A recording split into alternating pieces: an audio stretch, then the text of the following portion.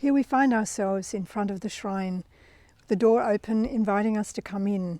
The month of May is beginning, the month of the Blessed Mother. We've all got our own special traditions, I guess, during the month of May. But for Fr Kentenich and for Schoenstatters, we always love to celebrate or have a celebration at the beginning of May, the May opening. And on April the 30th, 1968, so the last May that Fr Kentenich experienced, he gave a talk which I'd like to share with you. He said, "The opening of May. What do we expect of this year's May opening? We have tremendous expectations. If God's grace followed us so intensely in the past," he was thinking of his time in exile and when he came back from Milwaukee, "shouldn't we expect it also in the future? I've already mentioned how revolution after revolution rocks the entire universe, including the church. If we think of the pandemic at the moment and the global crisis with the coronavirus, we can use these words as well to bring us into the spirit of what Father is saying to us. He asked the question, what might be the cause of it? The answer that he gave actually was suggesting that one of the causes may be that Mary had been put in the background, and he was encouraging the Schoenstatt family to bring her again into the foreground. He used then two axioms, phrases that we're used to. Mother takes perfect care and will be victorious. Let's think about that in view of the pandemic at the moment. Mater perfectam habebit curam et victoriam. Mother takes perfect care and will be victorious. What we as a family had to endure and cope with in the course of the past years, we can say the course of these last few months, is by no means insignificant. We never trusted in our own power, in our own ability. We never relied on our own ingenuity to find a way leading out of the turmoil into the light. Mother takes perfect care and will be victorious. She will always take care. She will always protect her work and lead it victoriously through all difficulties. Let's trust in her. The second phrase, Mother, glorify yourself.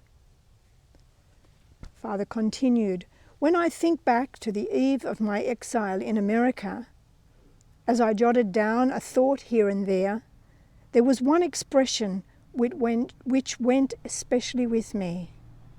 Mater te admirabilis clarificate. Mother thrice admirable, glorify yourself. What did I want to say? It has always been our belief that the Blessed Mother should glorify herself. She is the one who crushes, who defeats the serpent. She should crush the head of the serpent. This will be her task today too, and it will remain so. She must crush the head of the serpent and glorify herself. And how will she glorify herself? By glorifying herself through her work, or, allow me to express it more humbly, also through her Schoenstatt work. By proving herself in every way as the great queen. We've just crowned her in view of this pandemic internationally, as the great mother and intercessor. By keeping her work unfalsified, by leading it safely through all battles, by helping to lead the entire church victoriously to the shores of the newest era. What then do we expect from the May opening this year? Or if you wish, from the Blessed Mother entering our family, the entire church, through this month of May? Something very great. And I guess we're all hoping for the end of the coronavirus pandemic. Fr Kentenich goes on to speak about what May can mean for us. He continues, what is to be expected from this month of May? More precisely, what is to be expected from the Queen of May. We are tempted to say she should utterly spend her suppliant omnipotence or her interceding power, her merciful love, and bestow it on humanity, especially on the Church. What does this mean? Vincent Pallotti used to say on feast days of the Church how much joy there must be in heaven today and how many graces will flow upon the earth. He meant on each feast day. When we think of the month of May, we have not only one feast day, but a whole month. That is 31 feast days. If even each single feast day moves the Blessed Mother to show herself as the great mediatrix of grace, what may we expect then from her during a whole month? Truly, this is how we interpret the words we have often heard, repeated, and remembered from the past. Each day of May, a day of grace. Each day of May, a day of Mary. Each day of May, a feast day of Mary.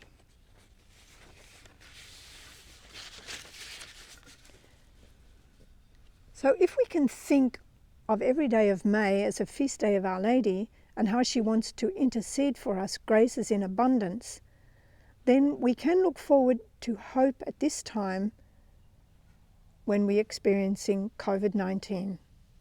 Father Kentenich also mentions in his talk that when we renew and deepen our covenant of love, then we can expect a confirmation of our incredibly great mission, a continuous progress in fulfilling it, and that we have been called to be instruments in helping to fulfill it. And then Father concluded with these following words. My dear Schoenstatt family, let us look once more at ourselves. Let us look up to heaven, into the hearts of God and the Blessed Mother. God has given us such a deep understanding of the fusion of hearts with God the Father, of the Marian kingdom of the Father.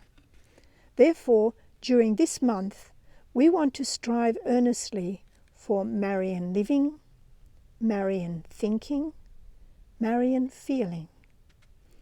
If here and there we become fearful because we are too weak, too small, too insignificant, then I think I should remind you of these words from the Old Testament, the story of Barak and the prophetess Deborah. Israel was embroiled again in a battle with a far superior enemy. The commander was trying to decide whether he could risk the battle, and he asked the prophetess. The answer was, there are too many of you. Dismiss some of your troops. Then you can begin to fight and you will win the battle. The commander shook his head. How was that going to be possible?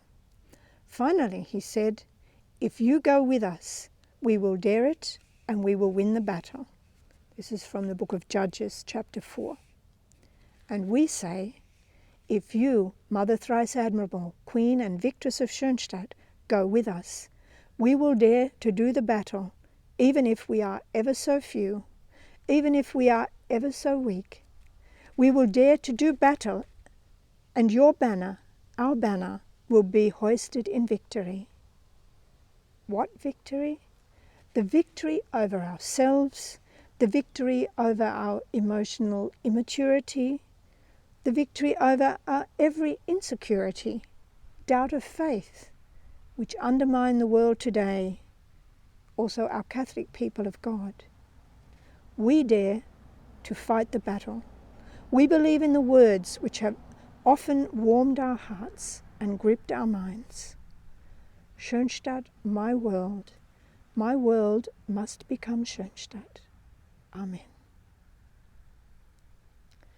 These were words of Father Kentenich, and during this month of May, we want to hear perhaps every week a reflection from him about the Blessed Mother.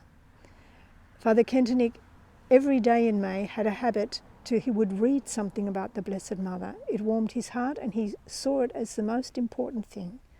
So let us try together to show our love for the Blessed Mother by bringing her the traditional May blossoms that Joseph Engling way back in 1915 began.